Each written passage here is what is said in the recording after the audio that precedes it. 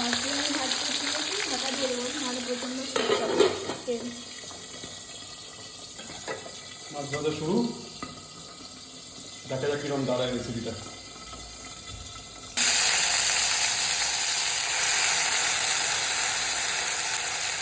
রান্না করতে গিয়ে হাত পুড়িয়েছে, মাছ ভাজতে গিয়ে হাত পুড়িয়েছে। মাছ ভাজতে গিয়ে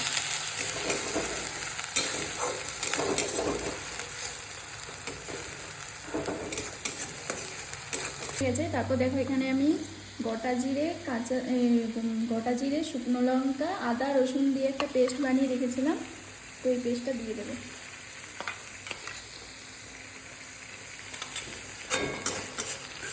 সব ভালোভাবে আবার কষিয়ে নেব, এবং কাঁচা গন্ধটা চলে যাবে। তারপর দেবো হলুদ গুঁড়ো আর কাশ্মীরি লঙ্কার গুঁড়ো। মশলাটা কষানো হয়েছে, এরপর দেবো হলুদ গুঁড়ো আর কাশ্মীরি লঙ্কার গুঁড়ো।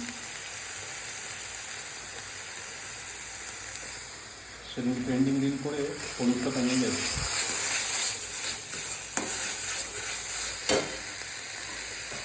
কেউ যদি না দেখে থাকো পেন্ডিং দিন, একবার দেখে নেবে গিয়ে।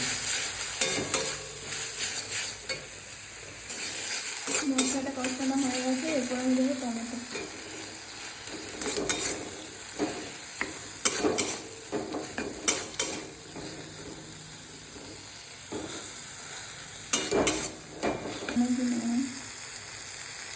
অল্প করে দেবো ধনে গুঁড়ো।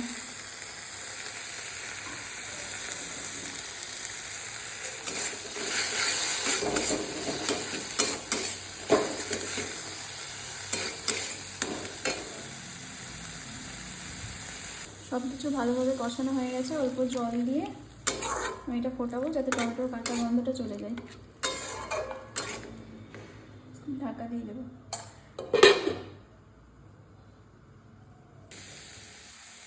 মশলাটা ভালো করে কষানো হয়ে গেছে, আর টমেটোগুলোও গলে গেছে।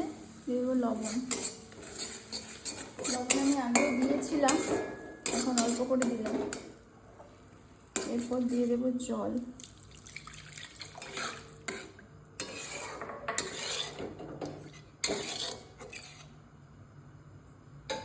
মাছগুলো এক এক করে। ফাইনালি আমাদের রেডি হয়ে গেছে ট্যাংরা মাছের তেল ঝাল। দেখে তো ভালোই লাগছে, দেখা যাক ভালোই হবে। দেখা যাক কেমন হয়। তবে ভাজাটা খুব ভালো লাগছে। মাছগুলো একদম ফ্রেশ মাছ।